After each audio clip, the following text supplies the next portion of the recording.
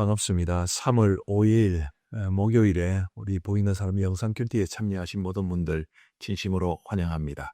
하나님께서 오늘 우리 주시는 말씀은 요한복음 11장 45절부터 57절까지의 말씀입니다. 제가 봉독해 드리겠습니다. 마리아에게 와서 예수께서 하신 일을 본 많은 유대인이 그를 믿었으나 그 중에 어떤 자는 바리새인들에게 가서 예수께서 하신 일을 알리니라. 이에 대제사장들과 바리새인들이 공회를 모으고 이르되 이 사람이 많은 표적을 행하니 우리가 어떻게 하겠느냐. 만일 그를 이대로 두면 모든 사람이 그를 믿을 것이요 그리고 로마인들이 와서 우리 땅과 민족을 빼앗아 가리라 하니 그 중에 한 사람 그 해의 대제사장인 가야바가 그들에게 말하되 너희가 아무것도 알지 못하는도다. 한 사람이 백성을 위하여 죽어서 온 민족이 망하지 않게 되는 것이 너희에게 유익한 줄을 생각하지 아니하는도다 하였으니 이 말은 스스로 함이 아니요 그 해의 대제사장이므로 예수께서 그 민족을 위하시고 또 그 민족만 위할 뿐 아니라 흩어진 하나님의 자녀를 모아 하나가 되게 하기 위하여 죽으실 것을 미리 말함이러나 이날부터는 그들이 예수를 죽이려고 모의하니라. 그러므로 예수께서 다시 유대인 가운데 드러나게 다니지 아니하시고 거기를 떠나 빈들 가까운 곳인 에브라임이라는 동네에 가서 제자들과 함께 거기 머무르심이라.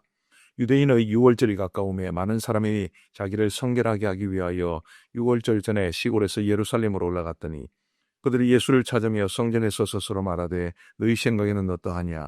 그가 명절에 오지 아니하겠느냐 하니 이런 대제사장들과 바리새인들이 누구든지 예수 있는 곳을 알거든 신고하여 잡게 하라 명령하였음이러라. 아멘.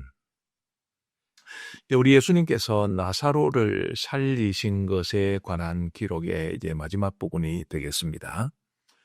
우리 예수님께서 죽은 나사로를 살리셨다. 우리가 성경을 통해 잘 알아서 그렇지 실제로 그곳에 있었던 사람들은 얼마나 놀라운 일이었겠습니까? 죽은 지 나흘이나 된 사람. 그래서 이미 부패하는 냄새가 나기 시작한 그런 사람을 살려냈다라는 이것은 얼마나 놀라운 일이었겠습니까? 그래서 이제 45절 말씀에 보시면 마리아에게 와서 예수께서 하신 일을 본 많은 유대인이 그를 믿었으나 마리아의 집에 있던 많은 사람들이 그들은 이제 이 장례에 관한 그 가정을 조문하기 위해서 온 것이었습니다마는 우리 예수님께서 행하신 죽은 나사로를 살리신 그 엄청난 일을 보면서 예수님을 많은 유대인들이 믿게 되었다. 그렇게 말하고 있습니다. 그런데 46절을 보면 그 중에 어떤 자는 바리새인들에게 가서 예수께서 하신 일을 알리니라. 그 중에 어떤 사람은 바리새인들에게 가서 그 일을 알렸다. 예수께서 하신 일을 알렸다. 이렇게 말하는데 좋은 뜻으로 알렸겠습니까? 바리새인들이 지금 예수를 죽이려고 하는 그런 상황 속에서 결코 좋은 뜻이 아니었을 겁니다. 그러니까 이런 차이가 어디서 나타나는가 참 궁금합니다. 완전히 상반된 반응이지 않습니까? 어떤 사람들은 예수님을 믿었는데 어떤 사람은 예수님을 믿지 않고 오히려 바리새인들에게 일러 바치고 그리고 이제 이어지는 내용들을 쭉 보면 이 바리새인들은 또 대제사장들은 예수님을 죽이려고 하고 47절 말씀에 보시면 이에 대제사장들과 바리새인들이 공회를 모으고 이르되 이 사람이 많은 표적을 행하니 우리가 어떻게 하겠느냐. 이 사람이 많은 표적을 행하니 그들도 예수님이 많은 표적을 행하셨다라는 것을 인정한 것입니다. 그런데도 그들은 믿기는커녕 예수님을 죽이려고 그러죠. 이런 상반된 반응을 보면 참 똑같은 일을 보면서도 혹은 똑같은 말씀을 들으면서도 정말 너무 다르다. 그런 생각을 하게 됩니다. 근데 우리가 이제 하나님의 이 복음에 대해서 또 예수 그리스도에 대한 믿음에 대해서 온 교회에 대해서 이렇게 많은 사람들의 다양한 반응들이 있을 수 있는데 우리가 하나님을 믿고 복음을 받아들이고 또 예수님을 믿어 구원에 이르게 되는 것이 참으로 큰 은혜 같은 생각이 듭니다. 이거 다 가지는 것이 아닙니다. 정말 우리 모두 하나님 앞에 감사하며 살아갈 수 있게 되기를 간절히 바랍니다. 그리고 이제 그 다음 말씀을 보면 저는 굉장히 재미있다 싶은 말씀입니다.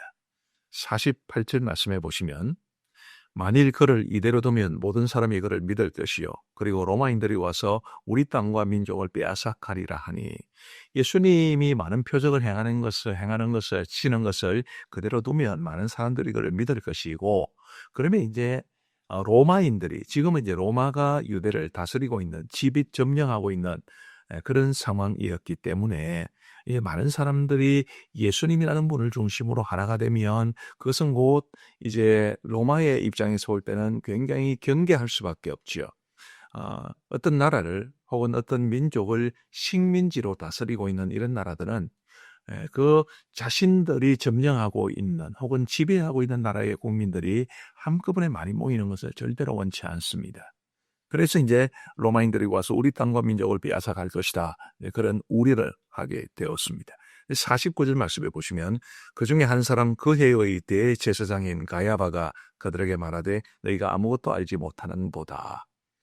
그 해의 대제사장 가야바라고 그랬습니다. 이 가야바는 안나스라는 사람의 사위였는데 성경에는 안나스도 대제사장, 가야바도 대제사장 이렇게 나옵니다.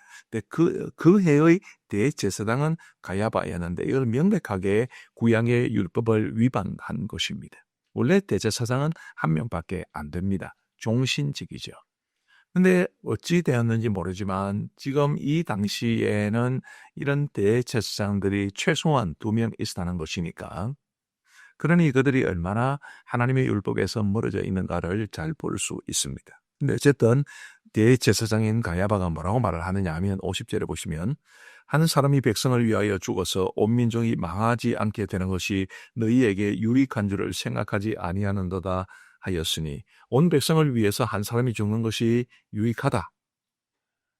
그렇게 말을 했습니다. 그럼 분명히 예수님을 죽음으로 내모는 것이 자기 민족에 유익하다. 그런 뜻으로 이제 이야기를 한 건데 그 다음 해설이 굉장히 재미있습니다. 51절에 보시면 이 말은 스스로 함이 아니요 그의 대제사장이므로 예수께서 그 민족을 위하시고 52절에 또 그 민족만 위할 뿐 아니라 흩어진 하나님의 자녀를 모아 하나가 되게 하기 위하여 죽으실 것을 미리 말함이러라.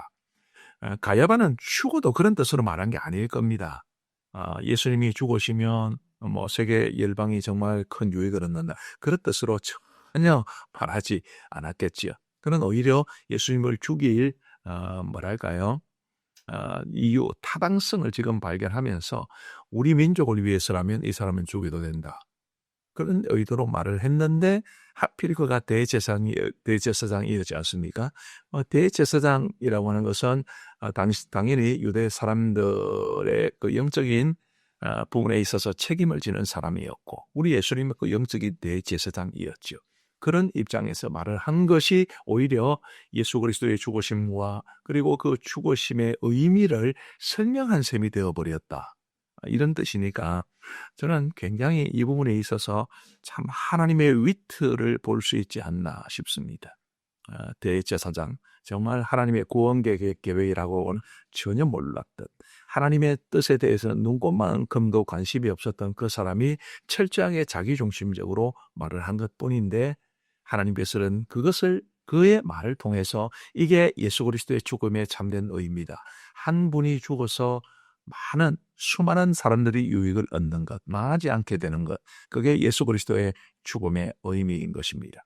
제가 좀 전에 자기의 유익을 위해서라고 그랬는데 사실 이 사두개인들이 또 이 대제사장 가야바가 만약에 예수님을 그대로 두면 모든 사람이 그를 믿을 것이요 로마인들이 와서 우리 땅과 민족을 빼앗아 갈 것이다. 그렇게 말을 하면서 나라와 민족을 위하는 것처럼 말을 하지만 실상 그들이 놓치기를 원치 않았던 것은 자신들의 기득권이죠.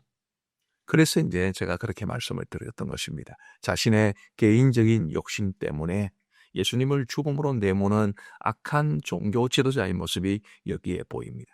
어떻든 우리 예수 그리스도의 죽으심의 의미가 바로 그 대제사장의 입을 통해서 지금 선포되고 있는 것입니다.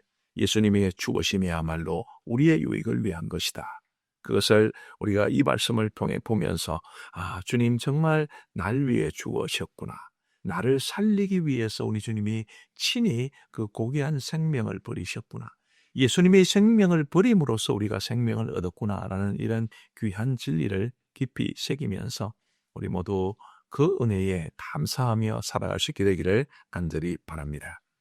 자, 53절 말씀에 보시면 그래서 이제 이날부터는 그들이 예수를 죽이려고 모의하니라 이렇게 말하고 있고요.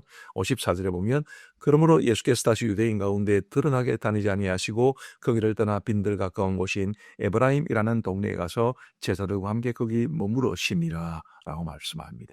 이제 예수님에 대한 적대적인 감정이 직접 예수님을 죽이려는 모의, 죽이려는 이제 계량으로 구체화되는 상황 속에서 우리 예수님은 유대인 가운데 드러나게 다니지 아니하시려고 에브라임이라는 동네, 여기 어디인지 잘 모릅니다. 에브라임이라는 동네에 가서 제자들과 함께 거기 머무셨습니다. 피하셨다는 뜻이죠. 좀 이상하지 않습니까? 예수님은 죽으시기 오셨는데, 예수님은 십자가를 지기 위해서 이 세상에 오셨는데 왜 자신을 죽이려는 이 유대인들의 손길을 피하셨을까? 그것은 아직은 하나님의 때가 아니기 때문입니다. 하나님의 때는 정해져 있습니다. 하나님의 계획은 하나님의 작정하신 대로 이루어지는데 아직은 하나님의 때가 아니었기 때문에 잠시 피신한 것이죠. 여러분, 우리 인류 구원을 위한 하나님의 때도 있지만 우리 각 사람을 위한 하나님의 때도 있을 겁니다. 우리가 아주 진취적으로 우리의 삶을 살아가고 구체적으로 뭔가를 계획하고 굉장히 좋습니다만은 그러나 그 모든 계획 위에 그 모든 우리의 노력 위에 하나님, 내 삶에 하나님의 뜻이 하나님의 때에 하나님의 방법으로 이루어지게 해 주옵소서. 그렇게 기도하는 것은 매우 의미 있다고 봅니다. 내 때가 아니라 하나님의 때를 기다리고 내 방법이 아니라 하나님의 방법을 내 뜻이 아니라 하나님의 뜻을 찾아오고 하는 우리의 삶이 되기를 간절히 바랍니다. 기도하시겠습니다. 자비하신 아버지 하나님 감사합니다. 오늘도 우리에게 새로운 한 날을 주시고 또 말씀 주신 것을 진심으로 감사합니다. 아버지 하나님, 이 말씀을 통해서 우리 하나님 앞에 감사해야 될 것이 얼마나 많은지 참으로 감사한 것밖에 없습니다.